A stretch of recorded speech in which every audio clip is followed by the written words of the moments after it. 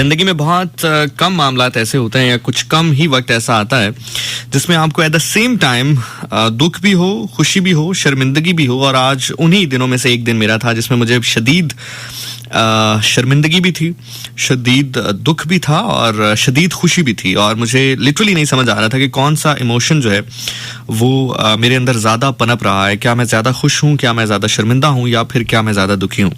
यकीनन आप सब लोग जान चुके होंगे मैं कावन की बात कर रहा हूँ, जिसको कमान भी कहा जाता रहा है। और इसके बारे में मैं कुछ आपको डिटेल बताना लाजिम इसलिए समझता हूँ कि एक हाथी था, वो आया, बीमार हुआ, चला गया। ये इतना सिंपल नहीं है और इतने मासूम हम लोग हैं नहीं। ये मैं बात इसलिए यहाँ पर कहना चाहता हूँ क्योंकि मैंने शायद जिंदगी में कहा भी था कि कभी आपको मौका मिले और आपको लगे कि जिंदगी में बहुत गुनाहगार और बहुत ही गलत आदमी आप हैं, लेकिन जिंदगी में एक मौका मिले कि जुल्म को जुल्म कहने का, और ख़ास तौर पर उस जुल्म को जुल्म कहने का जो कि उस मजलूम के ऊपर हुआ जो अपना जुल्म बयान भी ना कर सकता हो। सो इसको मैं थोड़ा सा आप लोगों के साथ शेयर ज़रूर करूँगा ताकि हम समझें, अपने आप को भी देखें कि हम कितने माशाल्लाह मोमिन लोग हैं।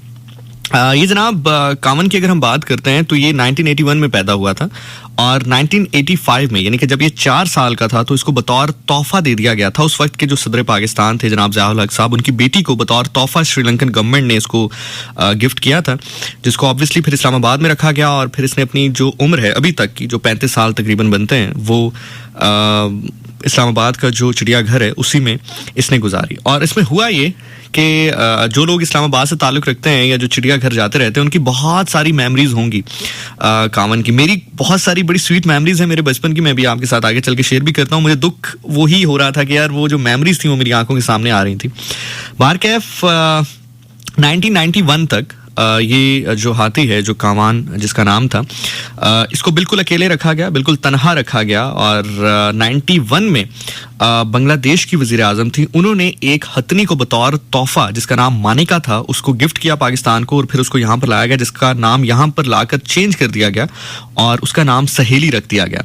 और इस तरह से सहेली के रूप में एक जीवन साथी कह लीजिए, एक लाइफ पार्टनर कह लीजिए, एक दोस्त कह लीजिए, जो कावन को मुयस्सर हुई। अच्छा, ये एक नॉर्मल प्रैक्टिस है, दुनिया भर में जू बनाए भी जाते हैं, उनको चलाया भी जाता है।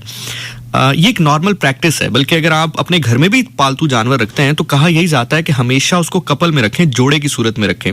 कभी भी हम चूंकि छोटे छोटे भी हुआ करते थे, तो जब हमारे यहाँ हम कोई पेट रखते थे, अगर कोई एक मर जाता था तो कहा ही जाता था कि इसको जोड़े की सूरत में रखा जाए। लेकिन मुझे नहीं पता कि किस सोच के साथ, किस इंसानियत के साथ, किस मुर्दा दिली के साथ, मुझे माफ़ कीजिएगा, लेकिन किस मुर्दा दिली के साथ आपने एक जानवर को जो है बिल्कुल तने तनहा रखा। और 91 में, यानी कि तकरीबन 6 साल के बाद, सहेली के रूप में उसको एक लाइफ पार्टनर मिली, उसको एक साथी मिली, जिसको जंजीरों में, जिस तरह फिर ये बड़े हुए, क्योंकि एक नॉर्मल प्रैक्टिस ये होती है कि जो हाथी घर होता है उसके लिए एक प्रॉपर अरेंजमेंट्स बनाई जाती हैं। हाथी के रहने की जगह और होती है, जब वो बाहर आकर बच्चों से एंगेज होता है उसकी जगह और होती है, जहाँ पर वो खाता है उसकी जगह और होती है। चूंकि जगह कम थी तो इन्होंने क्या किया, जो चेन्स होती हैं, जो जंजीरें होती हैं, उनसे हाथी को बांध कर रखना शुरू कर दिया, जिसमें सहेली भी शामिल थी, यानी कि हथनी, और कावन यानी कि जो मेल हाथी है वो भी शामिल था। दोनों को जंजीरों से बांध के रखना शुरू कर दिया। और जो सहेली थी, एक टाइम ऐसा आया कि उस जंजीर के बंधने की वजह से, क्योंकि जाहिर है आप जून जुलाई की गर्मी देखें और लोहे की जंजीर अगर आपके पाँव में डाली गई हो, तो उस जंजीर की वजह से उसके पाँव में एक जख्म हो गया। और वो जख्म इतना बढ़ गया कि सिर्फ 22 साल की उम्र थी उसकी हथनी की, और उस 22 साल की उम्र में भी वो खड़ी नहीं हो पाती थी उस जख्म की वजह से। बारकैफ एक टाइम ऐसा आया कि जहाँ पर उसी दर्द की वजह से, उसी कर्ब की वजह से वो हथनी चल बसी और कावन जो है वो एक बार फिर से अकेला हो गया। जो दोस्त उसको सहेली के रूप में मिली थी, वो उस दर्द की वजह से, उस तकलीफ की वजह से, उस जख्म की वजह से इस दुनिया से चली गई। और कावन जो है वो बिल्कुल एक बार अलग हो गया, अकेला हो गया, तन्हा हो गया। और फिर वही नॉर्मल प्रैक्टिस शुरू कर दी गई, क्योंकि जैसे जैसे दिन बढ़ रहे थे, टाइम बढ़ रहा था, कावन का जिस्म बढ़ रहा था। एक हाथी एक देवकामत जानवर है और उसको जाहिर है रहने के लिए एक प्रॉपर जगह चाहिए, मुयस्सर होनी चाहिए। और उसी प्रैक्टिस को जारी रखा गया। जैसे हथनी जिस जख्म से मरी थी फिर भी सीखा नहीं गया, मुर्दा दिली ख़त्म नहीं हुई, और जो कावन है उसको उसी तरह जंजीरों से बांध के रखा जाता गया।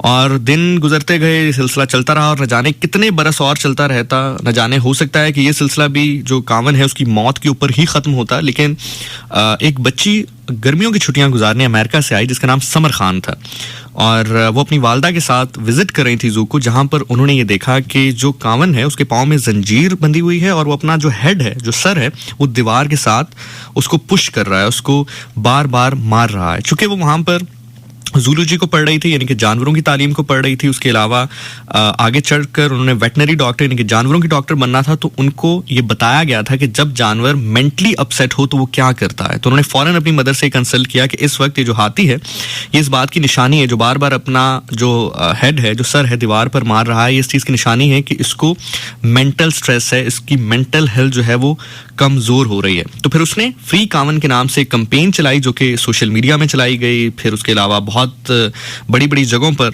इसको लॉन्च किया गया, लेकिन कोई खातिर ख्वाह रिस्पॉन्स इसका नहीं आया। यहाँ पर इंसानों की कदर नहीं है, हाथी की क्या कदर होगी। बार कैफ फिर इस मसले को सेनेट में ले जाया गया, और सेनेट में जो चिड़ियाघर के डिपार्टमेंट के लोग थे उन्होंने यही कहा कि जी, जब उनसे कहा गया कि आप हाथी को प्रॉपर तौर पर क्यों नहीं रख रहे, इसको शिफ्ट किया जाए, ये मैं आपको बाकायदा रिकॉर्ड की बात बता रहा हूँ, तो वहाँ पर ये आर्गूमेंट पेश किया गया कि जनाब अगर हम हाथी को ये शिफ्ट कर देंगे तो हमारे पास एक ही हाथी है, तो फिर बच्चे क्या देखने आएंगे।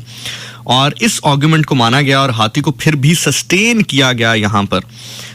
उसी मामलात में, उन्हीं हालात में कह दिया गया कि आप इसका जो हेल्थ सिस्टम है, या जो आपकी इसकी हेल्थ एडवाइजरी है, उसको बेहतर कीजिए, इसके रहने सहने के निज़ाम को बेहतर कीजिए।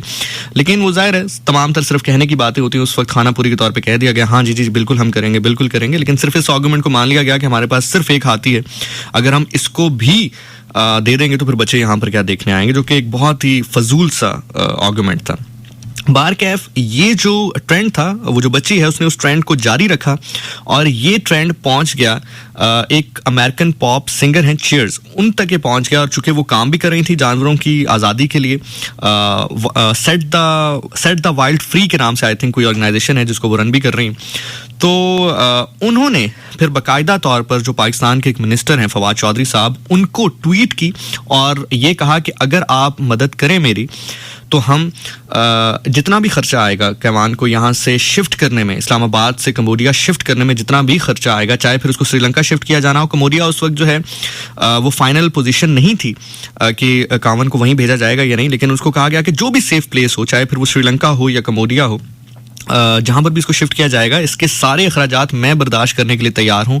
आपकी गवर्नमेंट को 1 रुपया भी पे नहीं करना पड़ेगा। जरा सुनते जाइए और शर्माते जाइए कि आपकी गवर्नमेंट को 1 रुपया भी पे नहीं करना पड़ेगा, और मैं इसके खर्चा पे करने के लिए तैयार हूँ। खैर, वहाँ से चूंकि वो एक बहुत बड़ी सेलिब्रिटी थी, मिलियंस में उनके फॉलोअर थे, वहाँ से फिर इस ट्रेंड ने ज़रा तूल पकड़ा, ज़रा वो मशहूर हुआ ट्रेंड, और फिर बड़े बड़े लोगों तक ये बात पहुँची। और देन फाइनली फिर ये केस अदालत में गया, जहाँ पर अदालत ने ये फैसला दिया कि ना सिर्फ ये कि कावन को बल्कि बाकी तमाम तर जो जानवर हैं उनको भी देखा जाए, और अगर ये ज़रूरी है कि यहाँ पर वो महफूज नहीं है तो उनको शिफ्ट किया जाए। लेकिन सफ़े अव्वल चूँकि कावन का उसमें केस चल रहा था, तो अदालत ने ये हुक्म दिया कि कावन को फटाफट शिफ्ट किया जाए। यहाँ पर मैं ज़रूर अप्रिशिएट करना चाहूँगा जो DC इस्लामाबाद हैं, डेप्यूटी कमिश्नर इस्लामाबाद मोहम्मद हमजा शफकात, चूँकि डॉक्यूमेंट प्रोसेस जो है वो उनके हाथ में होता है मोस्टली, चूँकि इस्लामाबाद को वो हेड कर रहे हैं, लीड कर रहे हैं डिस्ट्रिक्ट एडमिनिस्ट्रेशन में।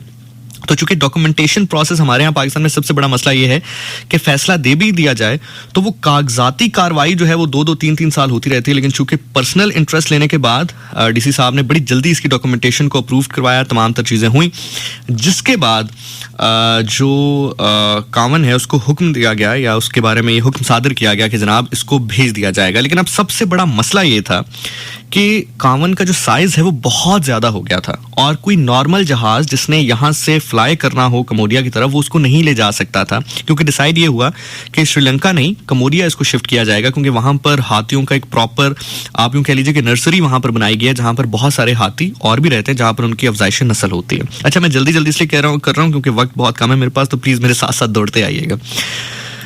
हाँ, और खैर ये कोई इतनी प्राउड वाली बात है भी नहीं जिसको हम मज़े ले लेकर बताएं। सो खैर, ये कहा गया कि कम्बोडिया इसको शिफ्ट किया जाएगा, और तकरीबन 5 से 6 घंटे की फ़्लाइट है, और कोई भी जहाज़ ऐसा नहीं था जो इतने भारी भरकम हाथी को यहाँ से शिफ्ट कर सकता। और जो कट ऑफ वो दिया गया था, जो कट ऑफ वेट दिया गया था, वो तकरीबन 60 टन दिया गया था, तकरीबन 60 टन इसका वेट दिया गया था, जो कि उस वक्त बहुत ज़्यादा था। और उससे बड़ा मसला ये था कि ये चूंकि अभी मेंटल हेल्थ इसकी ठीक नहीं है, अगर इसको शिफ्ट भी किया जाए कहीं और ये 35 साल अपने एक ऐसी जगह पर गुजार चुका है, एक ऐसी जगह पर इसने अपने 35 साल जिंदगी के गुजार दिए हैं, अगर ये वहां जाएगा, लोगों से घुला मिला नहीं है ये बिल्कुल भी, इसको बिल्कुल पता नहीं है कि जंगल में कैसे रहते हैं, तो ये वहां पर नुकसान कर सकता है, लोगों का नुकसान कर सकता है, इंसानों का नुकसान कर सकता है, आबादी का नुकसान कर सकता है। तो फिर ये जब मामला सामने आया तो एक बार फिर ये लग रहा था कि जो कावन का जाना है वो रुक जाएगा, वो खटाई में पड़ जाएगा। इस मौके के ऊपर अल्लाह ताला ने फरिश्ते के रूप पर एक डॉक्टर को भेजा जिसका नाम है डॉक्टर खलील। 4 पास उनकी ऑर्गेनाइजेशन थी जिनको वो हेड करते हैं। बारकैफ डॉक्टर खलील आगे बढ़े और उन्होंने कहा कि मैं कुछ टाइम इसके साथ स्पेंड करना चाहता हूं और मैं इसकी मेंटल हेल्थ के ऊपर काम करूंगा। ना सिर्फ ये कि मैं इसकी मेंटल हेल्थ के ऊपर काम करूंगा, बल्कि जो इसकी साइज है मैं इसको प्रॉपर डाइट के साथ लेकर चलूंगा और मैं इसको इस काबिल कर दूंगा कि ये फ्लाई कर सके। तो कमोबेश 6 से 7 माह डॉक्टर खलील जो है वो उस हाथी के साथ दिन रात रहते। और मज़े की बात है, उन्होंने उसको फेमिलियर अपने साथ इस तरह से किया कि वो उसको जाकर गिटार के साथ गाने सुनाते, अपने हाथों से उसको केले खिलाते, अपने साथ उसको वहीं पर वॉक करवाते उसी के पिंजरे के अंदर, उसके साथ प्यार करते, उसके साथ बातें करते। इस तरह वो कावन जो है वो उनके साथ फेमिलियर हो गया, आदी हो गया उनका। अच्छा, मजे की बात है, मैं सोच रहा था कि यार इस रुए ज़मीन पर मेरा ख्याल से हमने अशरफुल मखलूकात का मतलब बड़ा गलत ले लिया। हमने शायद ये समझ लिया कि हम सारी मखलूकात से अफजल हैं तो हम उसको रोन सकते हैं, मार सकते हैं। नहीं, इसका मतलब ये है कि हम सबसे अफजल हैं तो हमें बाकियों का ख्याल रखना है। बहरहाल डॉक्टर खलील साहब जो हैं उन्होंने 6-7 माह इसके साथ गुजारे और उनकी इससे दोस्ती हो गई और फिर ये बाकायदा इस काबिल हो गया कि वो फ्लाई कर सके। और मज़े की बात मैं आपको बताऊं कि ये इंस्पिरेशन भी है लोगों के लिए कि जो डाइट करना चाहते हैं। आज जब वो शिफ्ट किया जा रहा था तो कावन का जो वज़न है वो इस वक्त 57 टन है, यानी कि 60 डेडलाइन थी, उसने अपने डेडलाइन से भी 3 टन कम जो है वो कर लिया और 57 टन इस वक्त कावन का वज़न था जब उसको शिफ्ट किया जा रहा है कम्बोडिया की जानिब। और आज वो तारीख साज दिन था। मैं खुश इसलिए था कि फाइनली इसको रिहाई मिल रही है यहाँ से। दुखी इसलिए था क्योंकि मुझे बड़ी अच्छी तरह याद है कि मैं अपने पेरेंट्स के साथ जब जू जाया करता था तो बहुत बहुत साफ मेमोरीज है मेरी कि ये बिल्कुल पिंजरे के साथ होता था और इसको हाथ लगाना और इसकी सूंड में अगर 10 या 20 रुपए देते थे तो इतना तेज था कि वो 10-20 पकड़ के तो सीधा अपने मालिक को पकड़ा देता होता था। और इस पे खैर इसका एक फैक्ट ये भी है कि बिलावल भुट्टो जरदारी ने भी इसके ऊपर सवारी की हुई है अपने बचपन में। तो काफ़ी पुराना ये हाथी था, बहुत बड़े बड़े लोग जब यहाँ पर आते थे तो बड़ी मेमोरीज हैं उनकी। तो मेरी जो एक मेमोरी, बिकॉज आज जब वो जा रहा था उसको शिफ्ट कर रहे थे, कंटेनर में डाल रहे थे, देन वो गाड़ी जब जा रही थी तो literally I was about to cry, I was full of tears at that time कि बचपन की भी कुछ मेमोरीज थी और फिर उससे ज़्यादा यार एक शर्मिंदगी थी। अच्छा, एक चीज़ मुझे बड़ी अजीब वहाँ पर नजर आई, वो ये नजर आई कि कंटेनर के ऊपर पाकिस्तान का झंडा बनाया गया है और बड़ी क्लैपिंग के साथ उसको रुखसत किया जा रहा है। ओ भाई, ये अच्छा इंटरनेशनल मीडिया वहां पर मौजूद है, पाकिस्तानी मीडिया तो खैर है ही। ओ भाई, ये कोई आप गिफ्ट नहीं कर रहे कम्बोडिया को। ये कोई ऐसा नहीं है कि आपने कहा कि जी हमारे पास हाथी बहुत ज्यादा है, हमने अफजाइश नस्ल इतनी अच्छी कर ली है कि हम एक हाथी लाए थे, हमारे पास 10 हो गए तो ये लें जी एक आप गिफ्ट कर लें, हमें किसी ने गिफ्ट किया था हम आपको गिफ्ट कर रहे हैं। ये आपसे ले जाया जा रहा है इस बेस के ऊपर कि आपने जानवरों से भी बदतर सलूक किया है इसके साथ। जानवरों क्या मतलब, आप इंसान तो कहलाने के लायक नहीं थे, तो इसलिए ये आपसे ले जाया जा रहा है। कोई विक्ट्री ट्रॉफी नहीं थी आपकी कि जो आप गिफ्ट कर रहे थे किसी को कि आप इतना कंटेनर के ऊपर आपने पाकिस्तान के झंडे और बलून्स और बड़े उसको खुशी के साथ उसको रुखसत कर रहे हैं। वो आपसे ले जाया जा रहा है, कोर्ट ऑर्डर्स के ऊपर वो आपसे ले जाया जा रहा है। सो बारकैफ जी, कितना चीखूं यार, कितना बात करूं, कितना चीखूं, बट सिर्फ यही कहूंगा कि अब मुझे नहीं पता आप लोग जो भी मतलब इसका लें। मुझे पता है कि फिर बहुत सारे लोग आपकी मतलब जो नॉर्मल निशानी है उनकी बात नहीं कर रहा। अमूमन ऐसे होता है कि मेरी एक बात को पकड़ के फिर गालियां दी जाती हैं। मुझे कोई मसला नहीं, और दें, लेकिन मैं ये बात ज़रूर कहूंगा कि वो जो बच्ची है वो तो खैर अल्लाह ने जो उसको अता करना है करना ही है। इसी तरह डॉक्टर खलील साहब हैं, उनको जो उनकी मेहनत का सिला मिलना है वो तो मिलना ही है। लेकिन यार वो जो सिंगर थी ना, जिसकी वजह से वाकई ही इस कैंपेन ने एक प्रॉपर हीट पकड़ी और एक प्रॉपर जो है वो आप कह लीजिए कि बड़े बड़े लोगों तक ये बात पहुंची। क्योंकि अभी जब वो आई है तो वज़ीर आज़म इस्लामी जमहूरियत पाकिस्तान इमरान खान साहब ने भी उससे मुलाकात की है, तो उसने सारी डिटेल इमरान खान साहब को भी बताई है।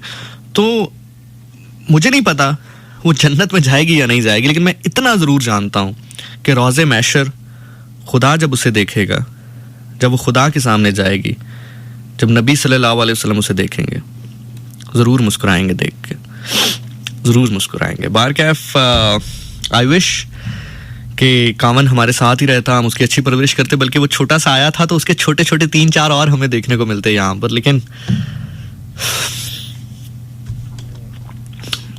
Good bye come on, good bye my friend, कभी वापस नहीं आना दोबारा, कभी वापस।